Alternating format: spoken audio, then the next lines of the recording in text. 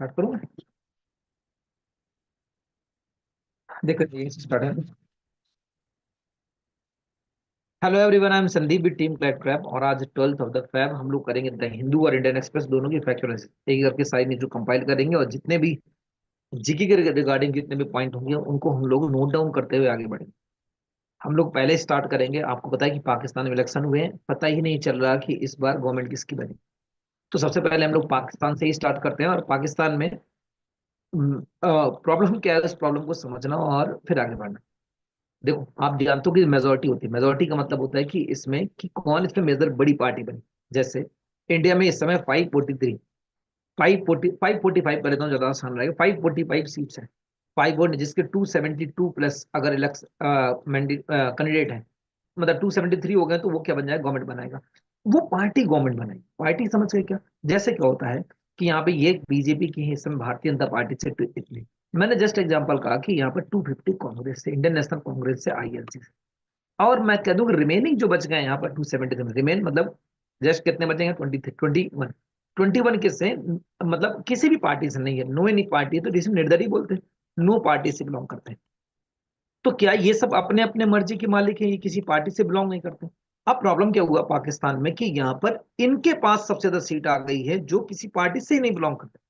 और एक्चुअली हुआ क्या था कि ये सब मेंबर रहा करते थे पीटीआई की, पाकिस्तान तहरीक इंसाफ, जिसके लीडर हुआ करते थे इमरान खान।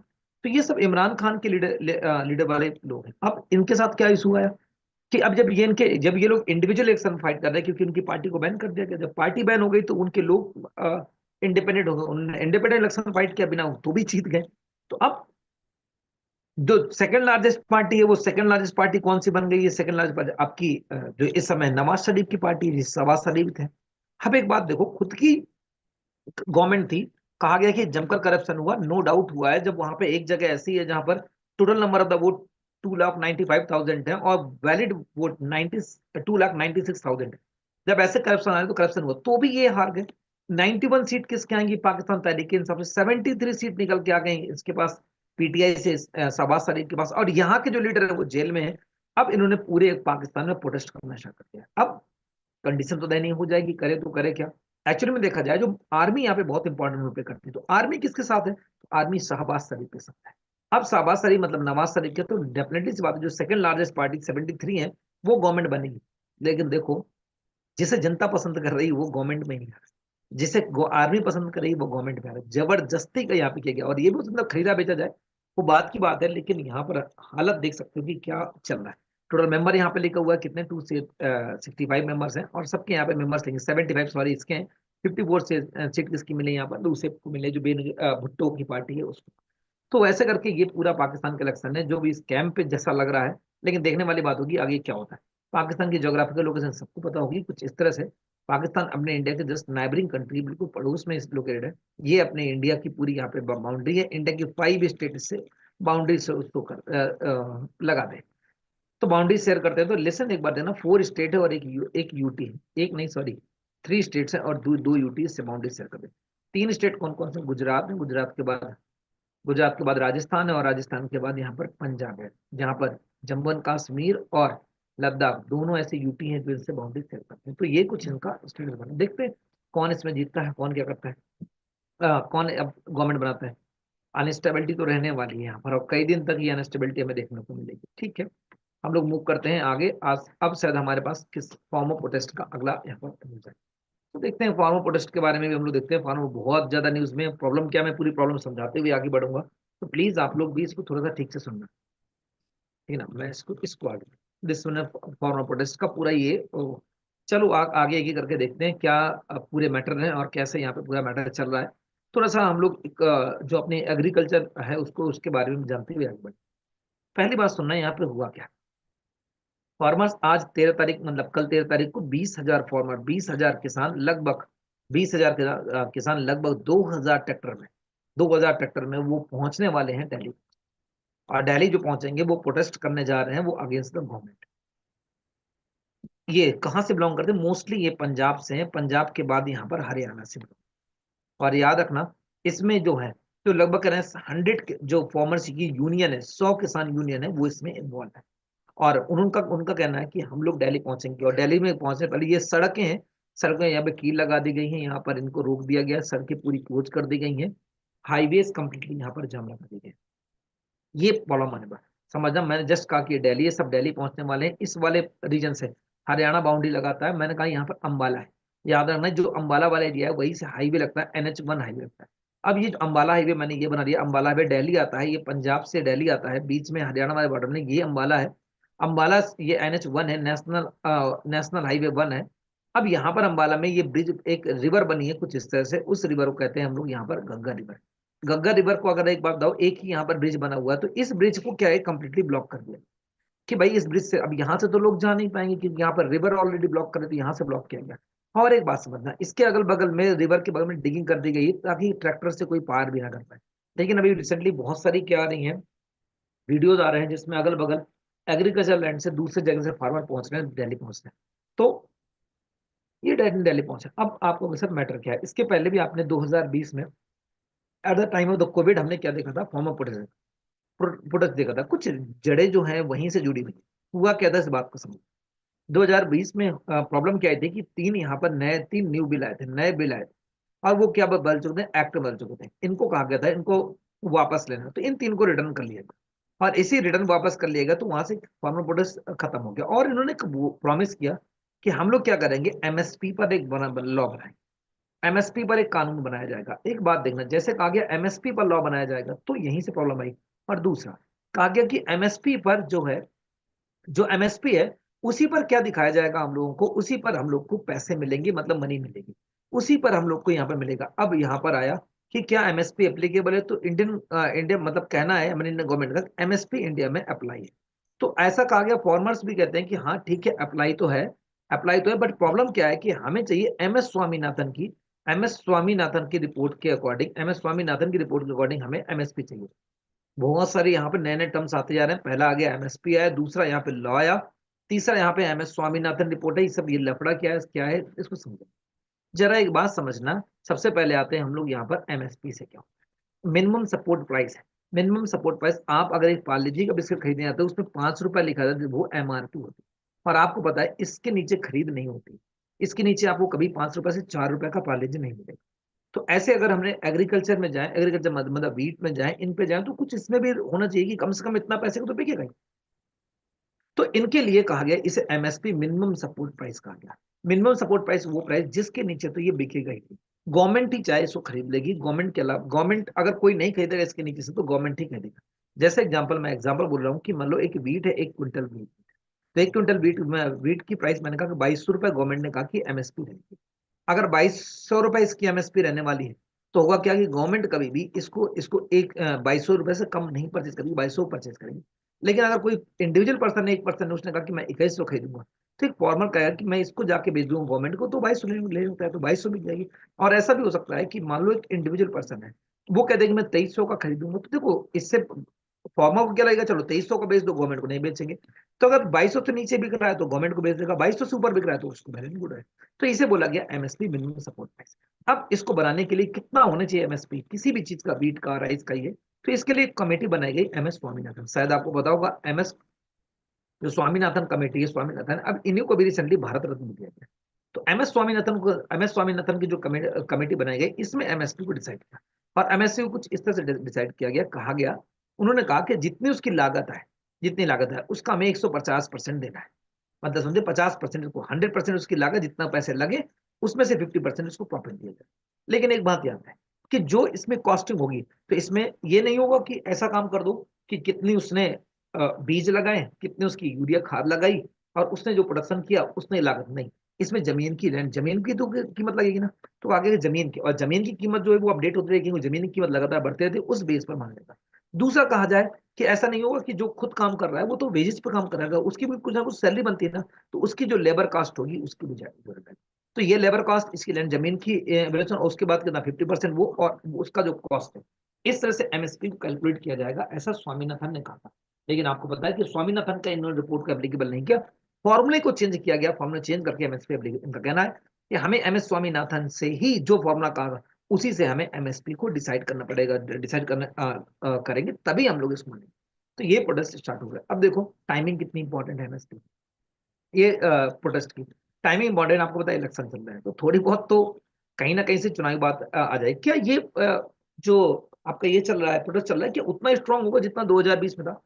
एक्चुअली लग तो नहीं रहा है इतना। रीजन क्या है कि 2020 में क्या था, इसमें जो बड़े बड़े लीडर थे, टकैत थे, और एक दो और लीडर थे जो बड़े फॉर्मल लीडर थे, वो इसमें इन्वॉल्व नहीं हो रहे हैं। उनका कहना है कि जो अभी प्रोटेस्ट स्टार्ट हुआ उनने हमसे राह ही नहीं ली, जब एडवाइस ही नहीं ली, तो इस कारण कहना है कि हम इसमें ऐड ही नहीं होंगे, ऐसा उनका कहना है। फिर भी देखते हैं कि कल क्या होता है। तो प्लीज जितने लोग जाने वाले हैं दिल्ली रूट में, जाने वाले हैं ट्रेवल करने वाले, कोई कहीं से भी जा रहे हो, आपको पता है जो दिल्ली है कुछ इस तरह से बाउंड्री लगाता है, एक तरफ यहाँ पर हरियाणा है, एक तरफ पंजाब है, एक तरफ यहाँ पर राजस्थान है, यहाँ पर उत्तर प्रदेश है।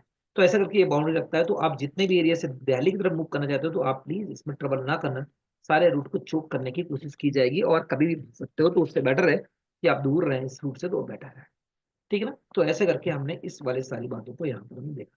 नाउ सुन, अब आते हैं हम लोग आज के नेक्स्ट मैटर, देखते हैं क्या है।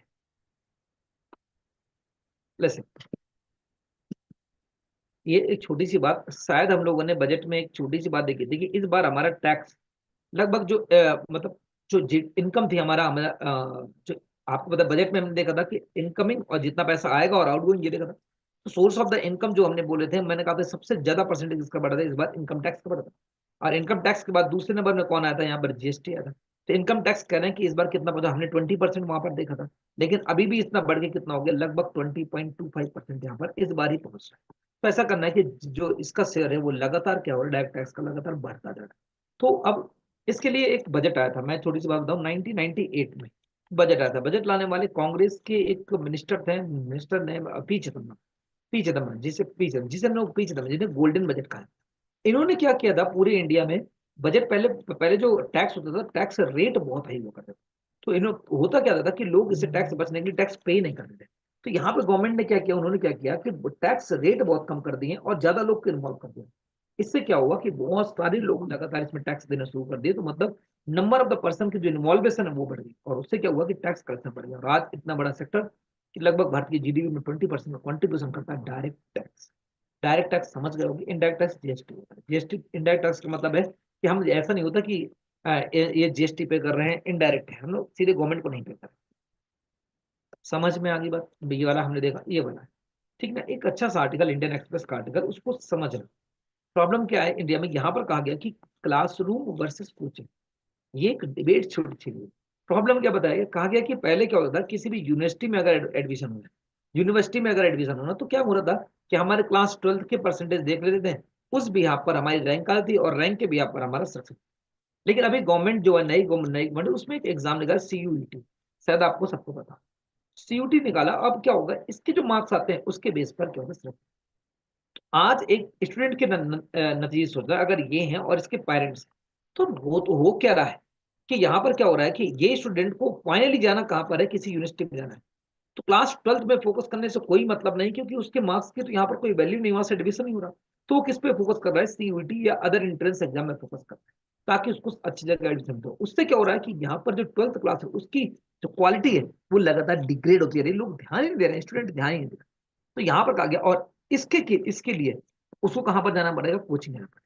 और कोचिंग जाना पड़े तो इन्होंने कहा कि कोटा टाइप माहौल, मतलब कोटा टाइप को मानो, आपको बताया कि कोटा जैसा, कोटे में कोचिंग का ही हब है। तो ऐसे एग्जाम्पल है, कोटा जैसा यहाँ पे माहौल बन जाएगा, और लोग क्लासरूम से स्विच करके कहाँ पर चले जाएंगे, यहाँ पर कोचिंग से होंगे। देखो इसी कारण से कहा गया कि यहाँ पर सुसाइड ज्यादा बढ़ रही है। सुसाइड कैसे बढ़ रही है, एक स्टूडेंट ये बैठा है, एक स्टूडेंट ये बैठा है, इसको भी प्रेशर है, इसको भी प्रेशर, किस बात का कि मुझे एग्जाम निकालना है, ऐसे निकालना। अब यहीं से इतना समझ होती नहीं है, और यहाँ पर एक आसान सा सुसाइड मिलता है, सुसाइड अटेम्प्ट बढ़ जाती है। तो ये सुसाइड अटेम्प्ट नहीं बढ़ रहे हैं।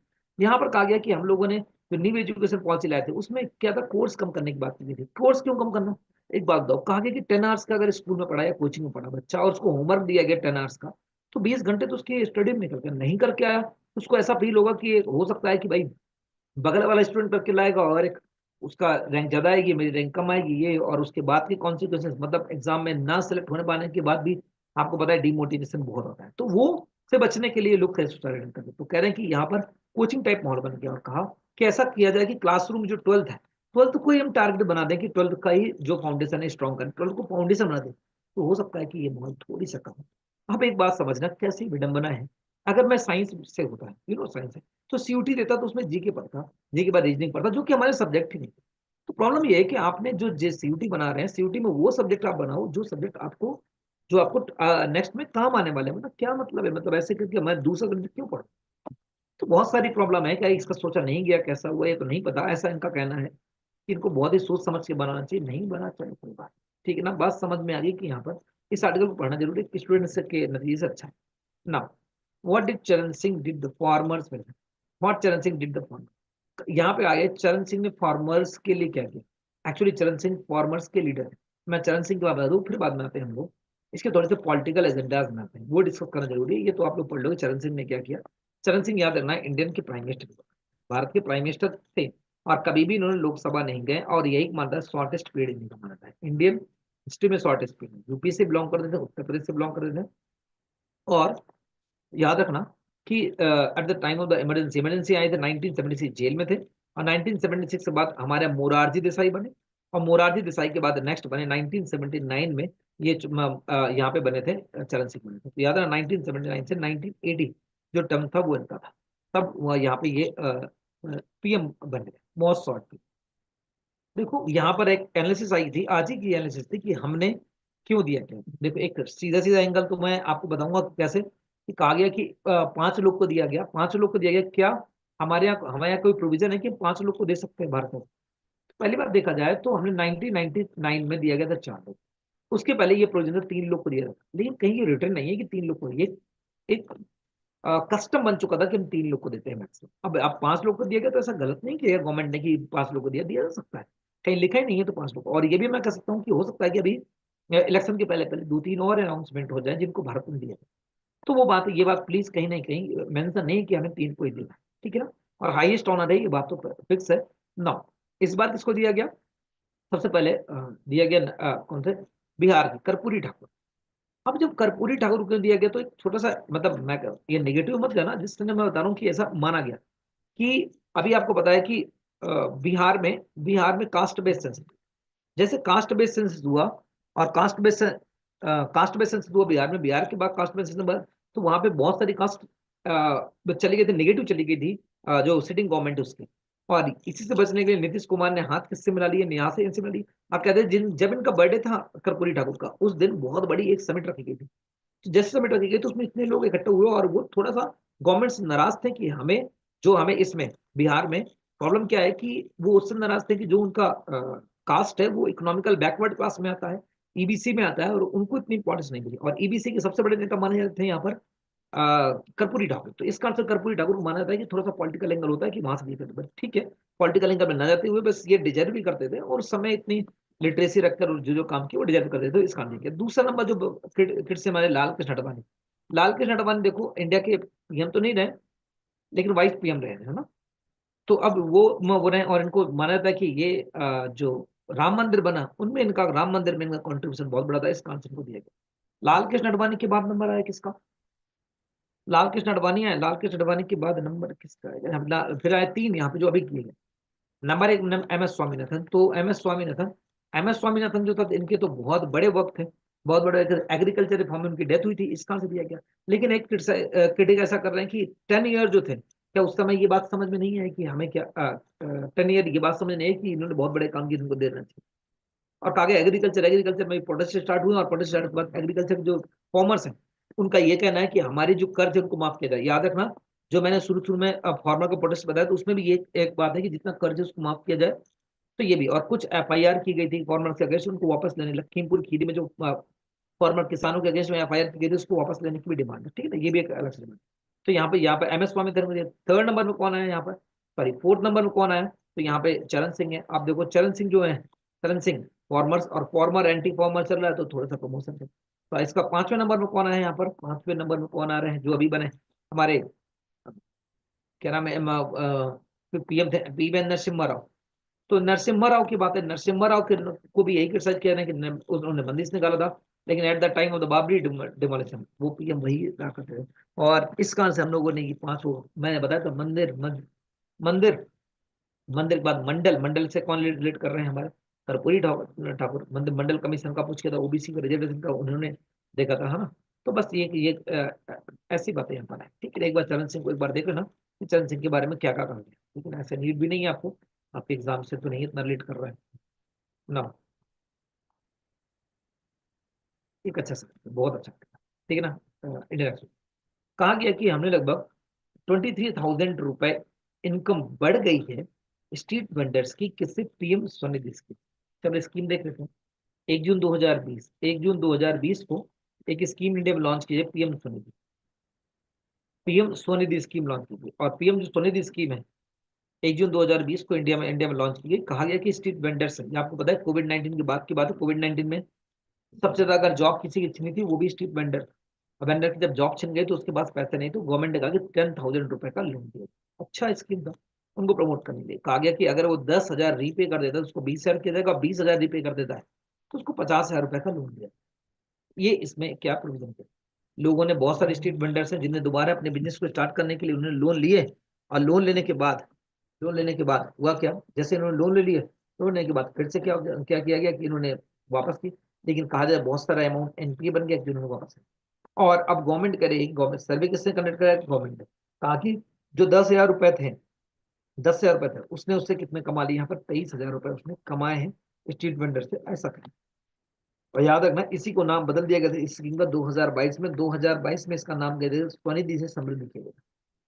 स्वनिधि से समृद्धि, से समृद्धि, स्वनिधि समृद्धि नाम कर दिया गया था। और इसके दो नाम आ गए थे, उसे 2.0 वर्जन भी कहा गया था, जिसमें इन्होंने अनाउंस किया था कि 50,000 हम लोग क्या देंगे। तो याद रखना, पीएम स्वनिधि किससे बिलोंग करते हैं? स्ट्रीट वेंडर से लोन देना है, और लोन देने के बाद उसे रिटर्न भी मिलना है, रिटर्न भी इनको लेना है। ठीक है ना, तो कुछ ऐसे करके क्या बना है यहाँ पर पूरा, ये वाला पूरा बढ़। नाउ मैं इसको हटाता हूँ और मूव करता हूँ इसके नेक्स्ट पार्ट में। नेक्स्ट पार्ट को देखते हैं कि इसमें और क्या है। नाउ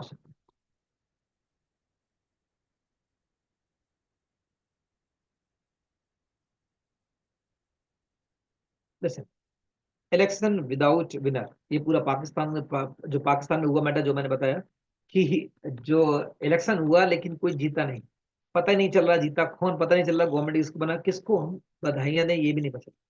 सर आपको पता होगा कि पूरे वर्ल्ड जो अभी यूएसए का ट्वीट आपने देखा होगा, यूएसए भी कहता है कि हम लोग मतलब कांग्रेस तो करेंगे ना, बधाई ना देंगे ना, किसको बधाई दें यही नहीं पता चल रहा कि जीता कौन। जो जीतेगा उसको बधाई देंगे, और ताकि हमारे डिप्लोमेटिक रिलेशन है उससे बने। लेकिन बस यहीं पर प्लीज इसको एक बार रीड कर लेना, बाकी ऐसा कुछ नहीं, मैंने पहले आर्टिकल में आपको बता चुका। शायद ये हमारा आज का लास्ट आर्टिकल। ठीक है ना, इतने सारे आर्टिकल नहीं थे आज जितने आर्टिकल इसमें कवर करने से कवर करने थे।